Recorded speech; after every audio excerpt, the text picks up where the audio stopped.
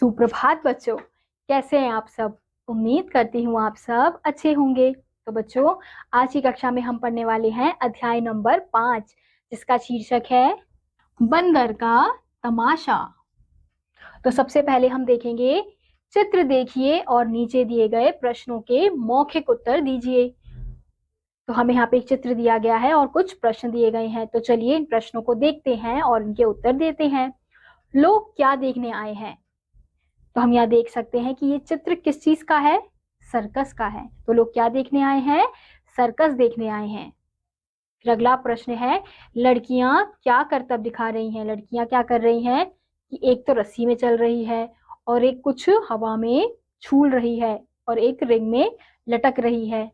हाथी का बच्चा क्या कर रहा है? तो हाथी का बच्चा एक साइकिल पर चल रहा है, यानी कि वो भी करतब दिखा रहा है। फिर पंडाल में उपस्थित लोग क्या कर रहे हैं? पंडाल में उपस्थित लोग सर्कस दिखा रहे हैं, यानी कि अपना तमाशा दिखा रहे हैं। सर्कस क्या होता है? सर्कस में क्या दिखाया जाता है? तमाशा दिखाया जाता है। तो वही दिखाया जा रहा है। इसी के साथ बच्चों, हमने चित्रों को देखकर उनके प्रश्नों के उत्तर दिए। तो चलिए अब पाठ को शुरू करते हैं। आज बस्ती के बालक बहुत उत्सुकता से उछल कूद कर रहे थे। वे बस्ती के बीच बने मैदान में जमा थे। यहाँ बंदर का तमाशा हो रहा था। यहाँ बंदर का तमाशा हो रहा था। उसके चारों ओर भीड़ थी। बहुत से बच्चे अगली पंक्ति में जमीन पर बैठे थे। तो हम यहाँ देख सकते हैं कि यहाँ पे बहुत सारे बच्चे हैं और वो क्या देख रहे हैं कि एक बंदर का तमाशा, यानी कि बंदरों का तमाशा चल रहा है। और वो फिर क्या करे, एक पंक्ति में जमीन पर बैठ गए, यानी कि एक लाइन बनाकर जमीन पर बैठ गए।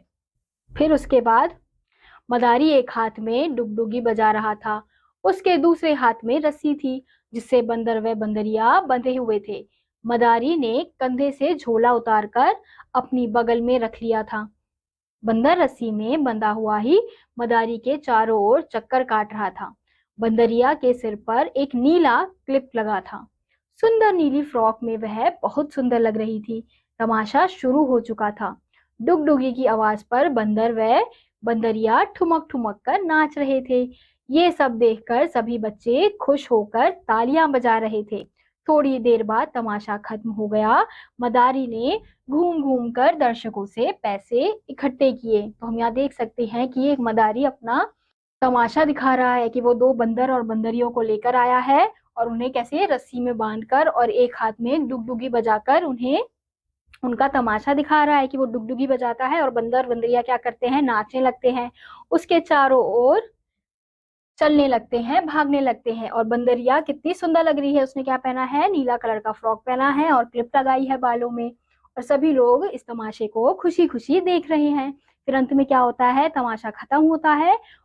मदारी क्या करता है, घूम घूम कर फिर दर्शकों के पास जाता है और उनसे पैसे इकट्ठा करते हैं। तो इस प्रकार का तमाशा आप लोग ने भी कभी ना कभी देखा होगा, क्योंकि इस प्रकार का तमाशा पहले बहुत देखने को मिलता था। कोई सांप का तमाशा होता था, कहीं भालू का होता था। हमें इस अध्याय में बंदर का तमाशा दिखाया गया है। तो इसी के साथ बच्चों, आज का यह अध्याय यहीं समाप्त होता है। उम्मीद करती हूँ आपको यह अध्याय समझ आया होगा। मैं आपसे मिलूंगी अगली कक्षा में, तब तक के लिए बाय।